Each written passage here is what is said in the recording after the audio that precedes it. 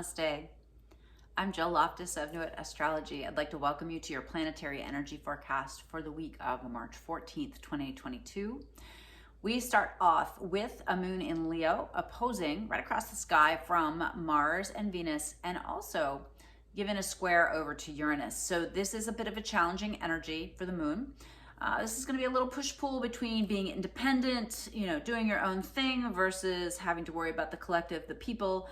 Those of you with Leo placements, you're really going to want to pay attention. You're going to be kind of nudged here to really make sure that you're working in alignment with your own values, that you are in your leadership mode, but that your leadership was really in alignment with others, okay? There's a community aspect to this, a fulfilling aspect of this. So if you're just trying to strike out on your own, it's probably going to pull you a little bit back and ask you to collaborate to a certain extent. It's going to ask you to really garner your resources, understand what you have in order to move forward. Now, I'm excited about this. The sun in Pisces is going to do an exact trine and sextile to the nodes of the moon. So sun, Pisces, the nodes of the moon, north node is in Taurus, south node in Scorpio. This is a beautiful energy flowing together. And it's a prep because it's in flow all week at around 24 degrees. And then we go to Neptune. When Neptune, it's going to be about 22 or 23. When the nodes shift from 24 to 23 around Thursday, they're going to be trining Neptune and sextiling Neptune. What does this mean? I really see this as a really big karmic week as far as Neptunian things. Now, the high vibration of Neptune, inspiration, spirituality. Get your meditation practice on point this week. Check in with your guides. Look for symbols. Ask for guidance. We are surrounded by angels, guides, and teachers, and they are not allowed to interfere with our choices, but we can ask for guidance and help. Okay, but this is a week that clarity might come through inspiration. It might come through dreams. It might come through symbols and archetypes. Work with your tarot cards. Do whatever kind of spiritual practices make you feel connected, because the flow is going to be there. The answers are going to be there, and they're going to come from deep places. They might not feel relevant or possible, but we'll be able to concretize, bring them down, foundation them. We have to think them first, right? We have to be inspired by them first.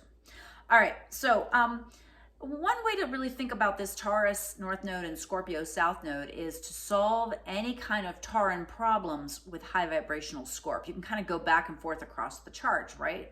So take that deep analysis, that deep Scorpio understanding of it, not being afraid to get in there, pull everything apart, restructure it, and have it come out of the world being more beautiful, more functional, more Tauran, right? More practical. The higher vibration of Scorpio is the symbol of the eagle. Perspective. Have perspective on things this week, all right?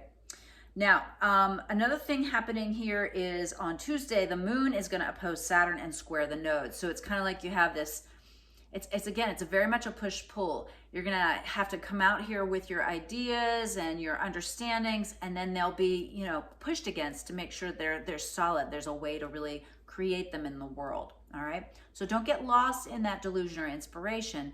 It's one thing to be inspired. It's another thing to actually do the work. All right. On the 17th, we've got a nice sextile Mercury to the Uranus. So that's from Pisces to Taurus. Great day for an earth meditation or being outside in nature. That spark of inspiration might come from, imagining that you're talking to a tree, because you can't really talk to trees, but understanding earth spirits and sprites and fairies, and that, that rock that you kicked actually is alive and has consciousness. Really understanding how this world works is something that we all need to work on. So that's going to be a great activity for that 17th, which is Thursday. Then on Friday, we have a full moon at 27 degrees of Virgo. Now, this is a nice full moon.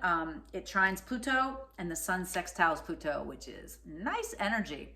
So let us take this opportunity with a full moon in Virgo to stop expecting ourselves to be perfect, to stop expecting this world to be perfect, okay? To have more of a vision of how to help, be helpers and healers, not martyrs, not self-sacrificial, right? So how can you kind of look at things at this full moon? It's a spreadsheet in full moon, right? You're going to make a list of things that you need to get rid of. But because of that flow with Pluto, it's time to clear out those things that have just broken down and are no longer working. You can have that Virgo vision to look at and see how it can be rebuilt, how it can be restructured. But first, where does it need to be cleared out? So it's a fantastic day to ritually clean the home, bless the home, organize the desk, all those kinds of things. A great way for that energy. What you don't want to do is get bogged down in over obsession with details of how nobody can do this but you, that kind of stuff. All right, don't get lost in that.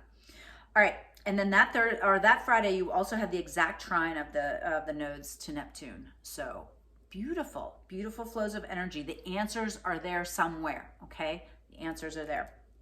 All right, Saturday, Venus squares Uranus. All right, so this can be a real clash of values, especially because Uranus is in the sign that Venus rules. Okay, Uranus is in Taurus. We got Venus in Aquarius. Venus in Aquarius is like, hey, you know, let's gather all the people and, you know, one unity, one love. And Uranus in Taurus is like, all right, but like, how are you going to feed all those people? And like, you know, you're destroying the earth in the process. Like, you know, application, I'm really seeing this as a day to be inspired about how the application of technology can really improve the earth, help us with our resources, help us with the corner we need to turn, right? Squares make it turn a corner. The corner we need to turn as a collective in order to live in harmony with this planet. All right, and then we have also on that date, Black Moon Lilith is in Gemini. And she is sending a trine energy over to the Mars and Venus, who are still hanging out together in Aquarius.